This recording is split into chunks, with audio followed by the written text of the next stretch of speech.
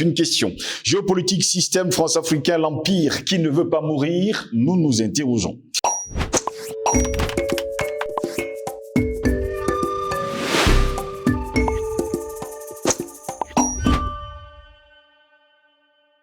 Très heureux de vous retrouver sur Panafricaniste TV. Mesdames, Messieurs, bonjour. Bienvenue à cette édition de Parole panafricaniste, surtout sur le continent noir.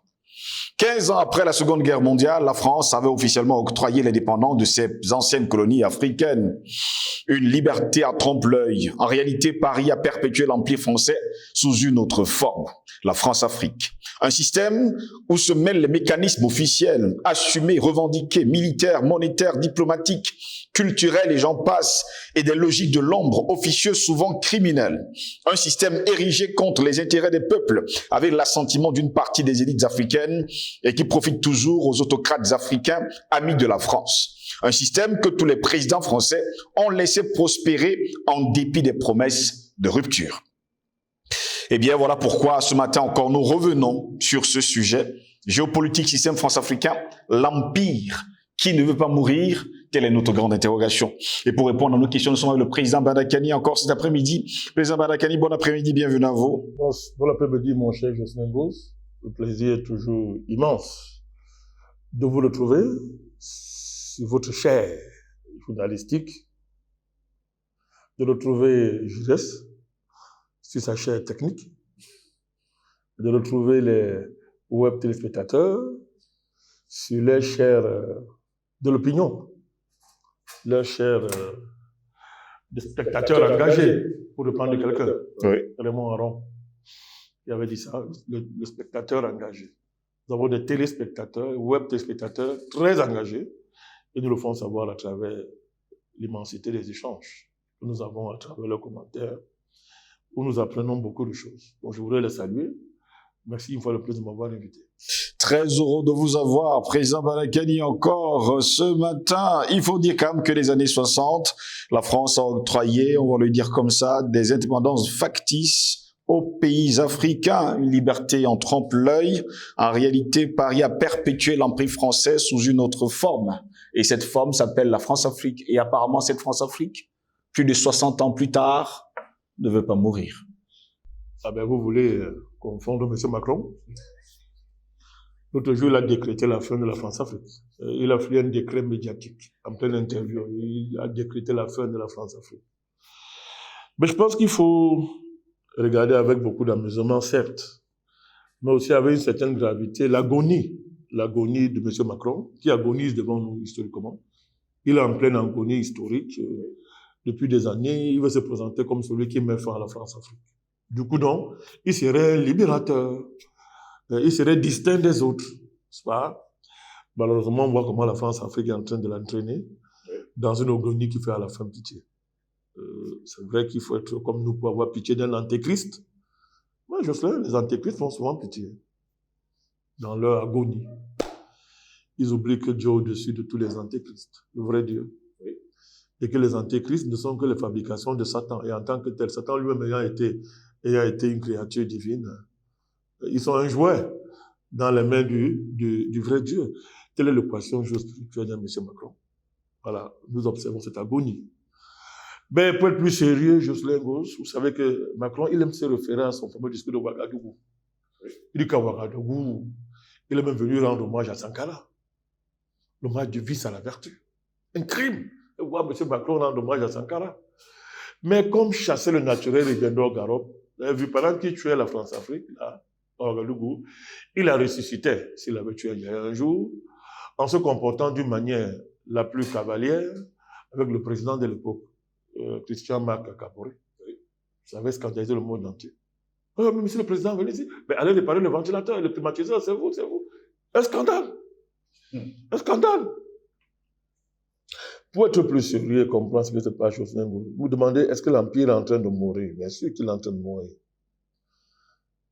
Mais chaque fois qu'il veut mourir, il ressuscite. Des structures comme la France-Afrique ont le complexe, sont travaillées par le complexe de ce qu'on appelle le phénix, qui aime renaître de ses sens. Qui aime renaître de ses sens. Pourquoi? Parce que l'histoire de la France nous indique que la France va vivre repliée sur elle-même. C'est impossible. C'est-à-dire le fondement de ce que j'appelle le complexe maudit du phénix, c'est que Jocelyn Gosse, les Français, la France va vivre sur elle-même. Le jour où la France va vivre repliée sur elle-même, elle retournera au temps de la royauté.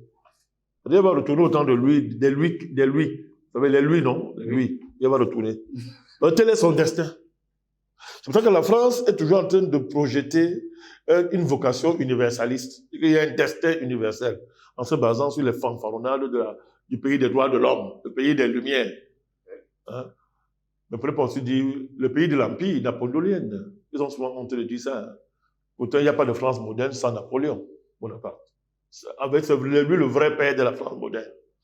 Code civil, lycée, collège, toutes ces réformes-là. On doit ça à qui? À Napoléon. Oui. Mais pourquoi ils ont honte d'assumer? Ils préfèrent mettre en avant les Lumières, les droits de l'homme. Mais Napoléon, il a rétabli l'esclavage. C'est la loi de 20 mai 1902. Napoléon rétablit l'esclavage. Pour dire quoi? Pour dire qu'il n'est pas possible pour la France d'exister si elle vit sur ses propres moyens, si elle vit sur elle-même, repliée sur elle-même, comme certains pays de l'Europe, par exemple l'Europe du Nord, la Finlande, dans une certaine mesure, la Norvège, même comme la Norvège veut jouer au petit, à l'apprenti colonisateur au XXIe siècle, mais au moins il y a des pays qui vivent quand même, quoi qu'on dise, vivent sur... Je veux dire qu'ils n'ont pas de passé impérial, ils n'ont pas de passé colonial. Tant que la France ne peut pas vivre par elle-même, repliée sur elle-même, Jocelyn Gosse, il n'y aura pas de fin de la France-Afrique qui soit une décision prise par la France. La France-Afrique va mourir des assauts de ses victimes africaines. Et en cela, votre thème magistral est-il en train de mourir? Oui, mais avant de revenir sur son agonie, qu'il faudra prolonger par un achèvement total, il faut couper sa tête totalement, pour qu'elle puisse s'agiter. Il faut qu'on approfondisse le concept de France-Afrique, l'idée qu'il y a derrière Jocelyn Gosse. Il y a ce qu'on appelle les sentiers battus que vous allez m'autoriser à ne pas revenir dessus. Les 11 accords secrets, tout le monde connaît maintenant ces choses-là. France CFA, tout ça, tout le monde connaît. La France-Afrique depuis 1960, tout le monde connaît. Là, il faut approfondir ça très bien, Jocelyn Gosse. L'idée de la France-Afrique, contrairement à ce que les gens pensent, vous ne comprenez pas ses profondeurs si vous la limitez à De Gaulle.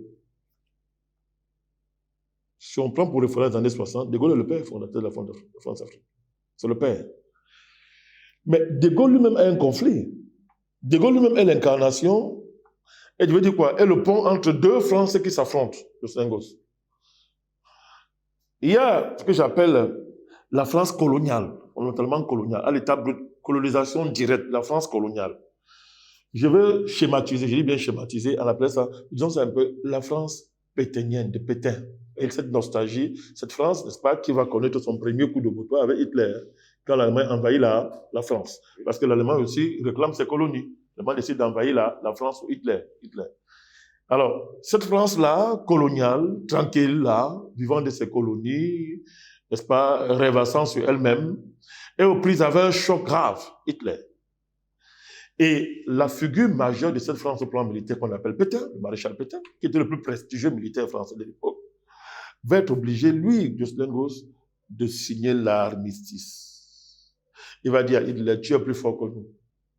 Nous devenons tes sujets. Fais de nous ce que tu veux. Mais ne nous extermine pas seulement. Moi, Pétain, incarnation de la grandeur de la France de l'époque, je signe l'armistice. Il y a un choc, Jocelyn Gosse, qui va se passer par là. Et du coup, donc, la France gaullienne, vous allez bien comprendre pourquoi je dis ça, hein? Oui. Dans la compréhension profonde de la France-Afrique, la France gaullienne va émerger. Professeur Bellet nous a déjà appris qui était De Gaulle. Toute une légende qu'on a bâtie autour de lui n'était pas vraie. Un fugitif, un déserteur, etc. Bon, mais, ça dit que il est la figure de la France de l'après-guerre. L'après-guerre, la figure qui émerge, c'est le général de Gaulle. De Gaulle est au cœur de deux conflits, de deux France. La France de Vichy, les vichistes, les capitulards. Oui, les vichistes. Vous savez que les vichistes ont des pieds en Afrique. Ils ont un pied à Dakar. Ils ont les pieds en Afrique du Nord. Ils ont des pieds en Afrique du Nord, jusqu'à l'Afrique centrale. Les vichistes, Jocelyn Gosse. Et De Gaulle, qui depuis son départ à Londres, fait appel à la renaissance de la France, une nouvelle France. C'est-à-dire que dans les colonies africaines, ça va se traduire par un choc. Vous avez des colons endurcis qui considèrent que désormais il faut faire comme Léopold II. À savoir, Léopold II décide à un moment donné que Congo belge, qui est sa propriété, va devenir indépendant. Il demande ça, hein? Et on va créer l'association internationale du Congo, qui reconnaît que le Congo là est indépendant, sauf que c'est l'indépendant parce que ça appartient à Léopold II.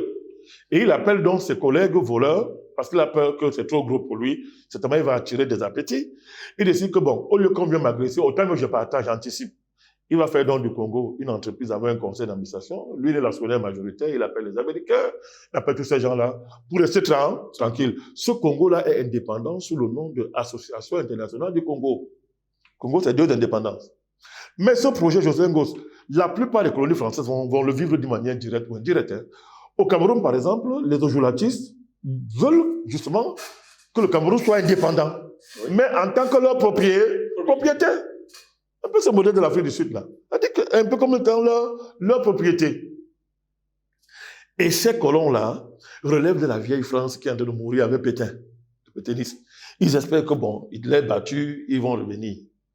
Vous avez une autre France, de nouvelles élites françaises, la nouvelle France qui émerge à la faveur des 2 guerres, à la suite des 2 guerres mondiales, dont l'issue va imposer des changements extraordinaires. L'Allemand finissant, l'Allemand battu, l'Allemagne va tomber aussi avec la vieille France pétainiste, qui est couverte de honte pour avoir signé l'armistice avec Hitler. De Gaulle émerge avec le prestige, entre guillemets, fabriqué, le prestige d'avoir incarné la résistance. Il y avait lui l'émergence de Nouvelle France. Cette Nouvelle France-là, il y a une différence avec la vieille. Il faut bien penser que ça. Il y a une ligne là, elle est filmée, c'est une ligne réelle. De Gaulle, lui, il incarne la néocolonie. C'est-à-dire que lui, il va consolider la grandeur française, mais sous la figure du néocolonialisme, Jocelyn Gosse. C'est pour ça que vous allez voir, au Cameroun, sur la question de l'Algérie, De Gaulle entre en conflit direct, il va échapper des coups d'État, avec ceux qui disent que pas question de lâcher d'Algérie, c'est l'Algérie française. De Gaulle est obligé de négocier, c'est pas qu'il est gentil. La guerre, les patriotes algériens lui imposent, soutenus par beaucoup de patriotes africains. Ça aussi, on ne le dit pas beaucoup, mais un jour, il faudra faire une émission. Je vous suggère une émission là-dessus. L'apport des Africains non algériens, noirs, à la libération de l'Algérie. On n'en parle pas trop. Donc, devant la puissance du combat anticolonialiste algérien, De Gaulle est obligé de céder. Mais il va affronter une réaction en France qui ne veut pas entendre parler. Des gens comme Marine Le Pen viennent de là. Ils ne sont pas les seuls. Vous connaissez l'histoire des pieds noirs, je ne vous apprends rien, etc. Jusqu'aujourd'hui, vous voyez comment Macron est tiraillé par cette histoire. Il a beau faire, mais ça, l'Algérie est une question qui dérange en France jusqu'aujourd'hui. Hein? Une bonne partie de l'histoire de Marseille, entre autres, c'est l'histoire de la guerre d'Algérie. Je dis bien entre autres. Marseille n'est pas que ça. Mais entre autres, vous ne comprenez pas grand-chose à Marseille, vous ne comprenez pas la présence algérienne à Marseille, vous expliquez ça. Vous ne comprenez pas ça sans fouiller dans les tréfonds de la guerre d'Algérie. Il va voir les colonels comme les Soustelles, tous ces gars-là qui vont chercher à faire le coup d'État. Il va appeler ça un carteron de généraux là. Ces carterons de généraux, c'est quoi? C'est des gens qui étaient attachés à l'Algérie française. On ne bouge pas. Ce clivage n'est pas seulement en Algérie. Au Cameroun, vous avez ça. Et ailleurs, c'est ça la conférence de Brazzaville. De Gaulle estime que, non, moi je viens maintenant avec une nouvelle idée de la grandeur de la France. J'ai un autre concept de l'empire. Moi je veux me démarquer du vieil empire colonial là. Moi je veux un empire, certes qui va préserver les acquis de la colonisation, mais sur la forme de la néocolonisation. Il va appeler ça, il va concevoir ça la conférence de Brazzaville, et elle dit quoi, on appelle ça, il y a un nom là, il va donner un nom là, elle dit la France et la grande France et ses colonies, dans une sorte de fédération. C'est-à-dire d'une grande fédération unissant la France et ses colonies. Il va dessiner tout ça à Brazzaville. Mais en disant tout ça pour construire la grandeur de la France, préserver l'intérêt de la France, l'honneur de la France, tout ça doit se faire sur les auspices de la France. Eh bien, Jocelyn Gosse, pour gérer tout ça, il va inventer la France-Afrique. Il va l'inventer. Mais si vous analysez la France-Afrique seulement du point de vue de sa naissance, sous De Gaulle, vous ne comprenez pas l'autre versant que je suis en train de vous dire, à savoir que la France ne peut pas vivre repliée sur elle-même. Elle ne peut pas vivre sans se pencher dehors. Et comme elle ne peut pas se pencher en Europe, la nostalgie de Napoléon, de l'Europe napoléonienne, dominée par la France, ce n'est qu'une nostalgie. Mais la réalité, c'est que la France a dominé l'Afrique jusqu'à présent. Donc, penser que la France peut vivre en dehors de ses colonies, c'est tuer la France. C'est pour ça que l'approfondissement de la Centrafrique s'impose à nous. Pour bien comprendre de quoi est-ce qu'il s'agit. Il faut donc remonter plus loin sous Napoléon et rétablir l'esclavage. Alors que l'esclavage a été aboli, lui le rétablit. La France domine toute l'Europe. Et vous n'annulez pas une telle domination comme ça d'un trait de la main, comme le fait le Tintin de l'Élysée. Il s'assoit et dit, je déclare la fin de la France-Afrique. En fait, il ment. Il ment. Il a un autre projet et on verra que lui, il est dans un autre rêve, une espèce de néo-gaullisme qu'il veut incarner, mais dont il n'a pas le ressort parce que les conditions du monde ont totalement changé. Donc, De Gaulle donc récupère, crée la France-Afrique, n'est-ce pas, ça dans sa version moderne, dans sa version que je qualifierais de post-napoléonienne, de Napoléon Bonaparte, de cette grandeur, c'est l'idée de la grandeur de la France impériale là, c'est ça que je vais dire. De Gaulle reprend ça à son compte, mais sur de nouveaux offices. Il a le nouveau parrain, les Rothschild, avec qui il a fait un pacte à Londres, un nouveau parrain, qui vont mettre la France dans leur poche. Ça, les gens ne le voient pas. Quand nous parlons de la France-Afrique, nous parlons des accords secrets de coopération. Nous parlons des sociétés secrètes, des loges, etc. Mais qui parle des Rothschild? Très peu de gens savent que le patron, le propriétaire du franc CFA, c'est Rothschild. C'est-à-dire que si nous voulons débattre du franc CFA, de sa dévolution future, entre guillemets, mais l'interlocuteur que nous devons affronter, ce sont les Rothschild.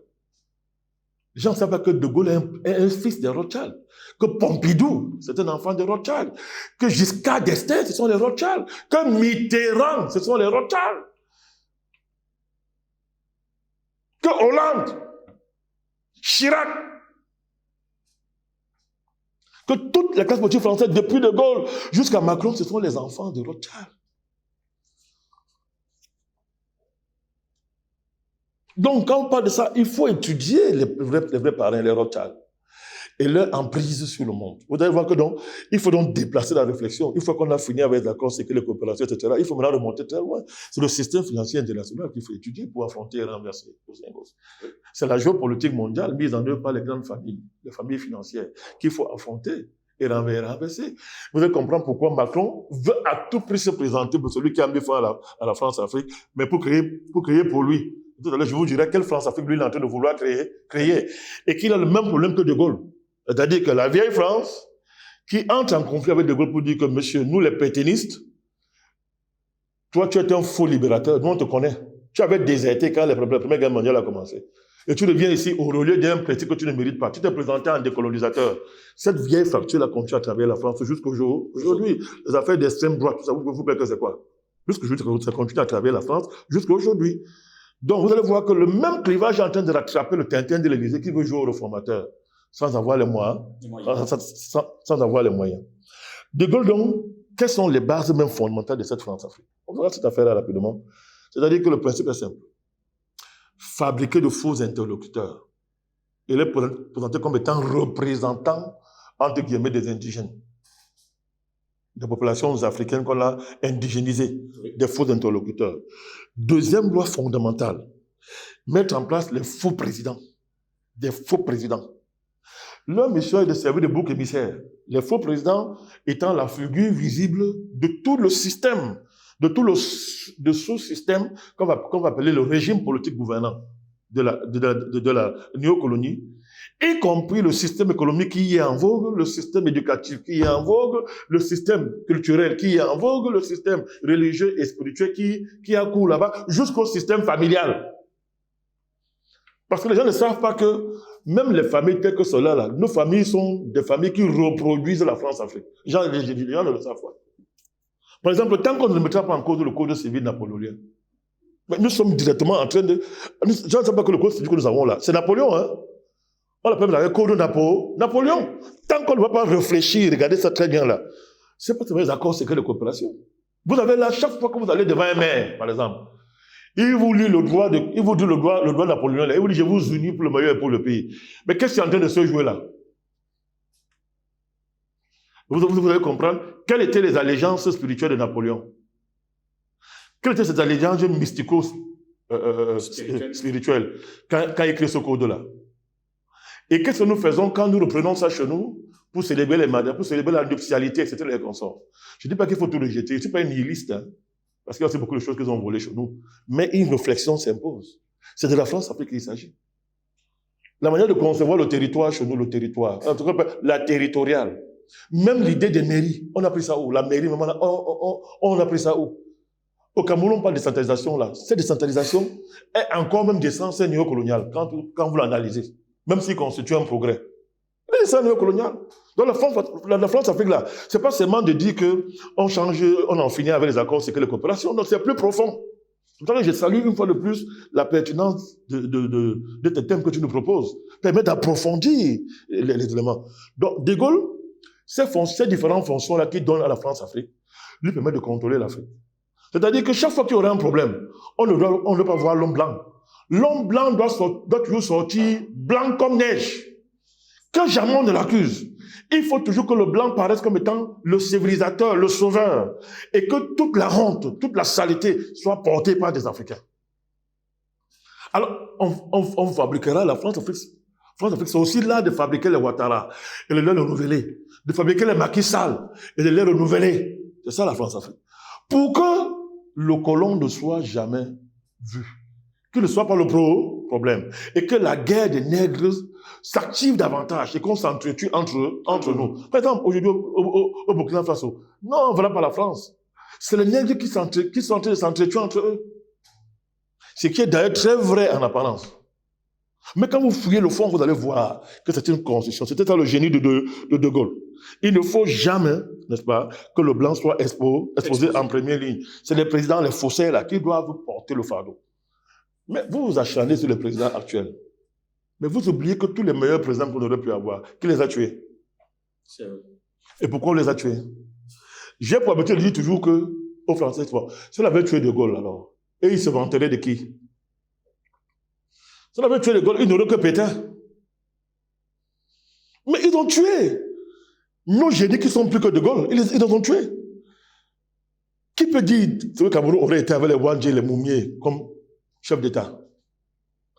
En nous imposant Ahidjo. Mais la France a fait un coup terrible. On subit encore ça jusqu'à aujourd'hui. Vous parlez seulement du Cameroun. De Gaulle va donc fabriquer des interlocuteurs historiques pour l'accompagner. Houphouët-Boigny. Hassan II. On a fait des noms. Omar Bongo. Merci. Il y a des mains. Et il y a des mains, Nyassimbe. Léopold Sédar Senghor, Blaise Ndiaye, les Niémis des panafricanistes, ils les traquaient partout pour le compte de la France. Blaise Ndiaye. Tous les hommes politiques sénégalais sont les descendants de Blaise Ndiaye. Il dit bien tous. Tous, il dit bien tous, je n'ai pas dit ça avec ça. Il dit tous, on se comprend quand il parle comme ça. Descendants de Blaise, ils sont tous dans la filiation de Blaise Ndiaye, le Slengos. Alors, Ahidjo, lui, alors on me dit, oui, président, mais que dis-tu d'Ahidjo? Il dit, il était comme ça, il était comme eux.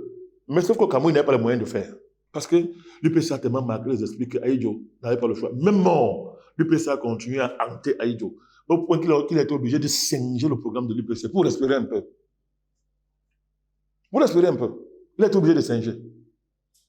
Or, vous allez en Côte d'Ivoire, Houphouët, son cœur est grand parce que Houphouët, auparavant, était leader du Rassemblement démocratique africain, RDA. Et un vice-président Oumyobé. Alors Mitterrand va, entre autres, recruter Houphouët pour en faire la pierre angulaire, entre autres, de la France-Afrique. Et la condition était qu'il saccage le RDA, qu'il rompe avec Oumyobé les Rwandais. La chute de l'Afrique a commencé là. La chute de l'Afrique post-indépendance a commencé là. C'était l'acte fondateur de cette haute trahison. Et la Côte d'Ivoire entre deux pays sérieux aujourd'hui. Côte-Boigny. Donc, c'est pas la même chose. Un Bongo. Il n'y a pas eu de guerre de libération au Gabon. Il n'y a pas. Qui a eu des résistants, des chefs traditionnels gabonais qui ont résisté? Oui, il y en a, même 6, même 7, même 8, il y en a. Mais Liomba appelait De Gaulle papa. Papa, Liomba. Hein? Et la France, les gens oublient que le Gabon a été même territoire d'outre-mer. C'est-à-dire l'étape intermédiaire entre l'indépendance gabonaise et avant là, c'est que ça a été un territoire d'outre-mer. Avec que jusqu'à aujourd'hui, en secret, le Gabon reste un territoire d'outre-mer français. Omar Bongo était chargé de gérer ça. Un autre pilier de la France-Afrique, autour du système ELF, le pétrole. Il a fait ELF. Tout ça a tourné autour du pétrole ELF. Une entreprise créée par De Gaulle pour financer la France-Afrique. C'est-à-dire donner les moyens à De Gaulle de régner, en s'assurant que ces moyens échappent à toute la comptabilité officielle de la France. Ça a marché jusqu'à un certain temps. De Gaulle est mort, ça a marché jusqu'à un certain temps. Alors aujourd'hui, donc, il y a le choc d'une seconde indépendance. Et on veut nous faire la même chose. Et la conférence de Brazzaville, version 2000, version 2022. Montpellier. Vous êtes ingénieur. Tu appelles ça le sommeil. Le sommeil, c'est le sommeil de Montpellier. C'est la conférence de Brazzaville. On recherche encore de nouveaux interlocuteurs. Très bien. Très bien. Avec Achille Mbembe et sa cohorte. C'est-à-dire que M. Macron voulait faire comme De Gaulle. Se présenter comme celui qui achève la France-Afrique. Et il revêtit la grandeur de Gaulle. Mais il est tellement minable. Ça vous choque. Hein? De Gaulle avait même plus d'envergure. De Gaulle avait même une certaine envergure par rapport au Tintin là. De Gaulle avait une certaine envergure. Il oublie qu'on est au XXe siècle, on est au XXIe siècle. Qui a la nouvelle technologie de la communication. Le monde est plus ouvert. Dès les années 44, l'horizon c'était la France. De Gaulle pouvait fanfaronner, pouvait tuer, faire ce qu'il veut, qui allait voir. Et c'est ce qu'il a fait. Bon, au XXIe siècle, vous ne pouvez pas faire ça. Oh, Macron, lui, il oublie qu'on est au XXIe siècle. Il veut se présenter en celui qui reforme la France-Afrique, qui met fin à ça avec sa bouche, alors qu'en réalité, il est pire. Quel est le projet de Macron? Il veut enterrer la vieille France-Afrique parce qu'il a le même problème que De Gaulle. Hier, De Gaulle devait affronter la France coloniale nostalgique. Macron, lui, il est en train d'affronter la France africaine nostalgique. C'est ça, les Juppé, les Sarkozy, les Chirac, les Hollande, toute la vieille classe politique française. Macron, lui, les Rothschild lui ont dit que les données ont changé, il faut qu'on s'adapte, tout en conservant nos intérêts. Adaptons-nous, remettons une nouvelle peinture sur la France-Afrique. Voilà la mission de M. Macron. Cette nouvelle peinture, c'est quoi? C'est la lutte contre le climat. La lutte contre le climat, c'est la réforme de l'architecture financière du monde mondial. Vous voyez, l'autre chat derrière, c'est les gros fonds qu'on met en place pour financer les infrastructures en Afrique, pour concurrencer les BRICS en Afrique. C'est la décarbonation, hein, la défossilisation de l'économie, n'est-ce pas? Les conséquences, c'est quoi? C'est que toutes nos richesses naturelles écosystémiques vont devenir des biens mondiaux. Ça ne nous appartient plus. Du tout.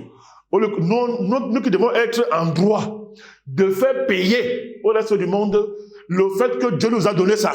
Vous voulez bénéficier de ça, vous louez, vous payez. Non, on va d'abord nous arracher ça. Dit que dans ce sont les biens mondiaux.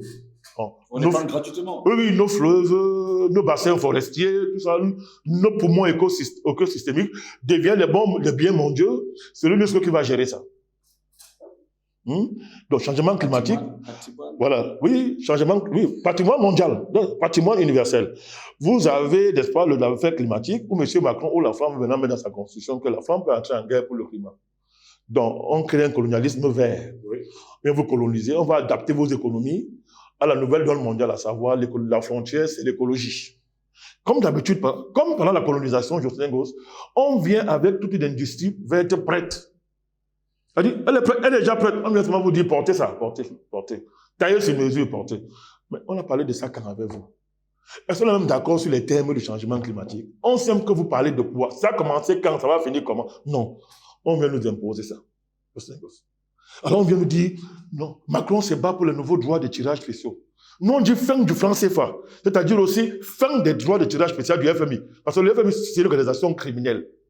Macron dit non. On fait semblant de repeindre les couleurs du franc CFA. Et puis vous continuez à ce FMI. Vous remboursez vos dettes. Il a dit dernièrement à Paris. Qu'on n'annule aucune dette. Parce que si vous annulez une dette, vous faites la promotion de la mauvaise gouvernance. C'est ce que Macron a dit. Donc la France va se battre encore pour les droits de tirage spéciaux. Une escroquerie. Alors que nous, on veut la liberté monétaire. Liberté de battre monnaie, liberté de créer la monnaie.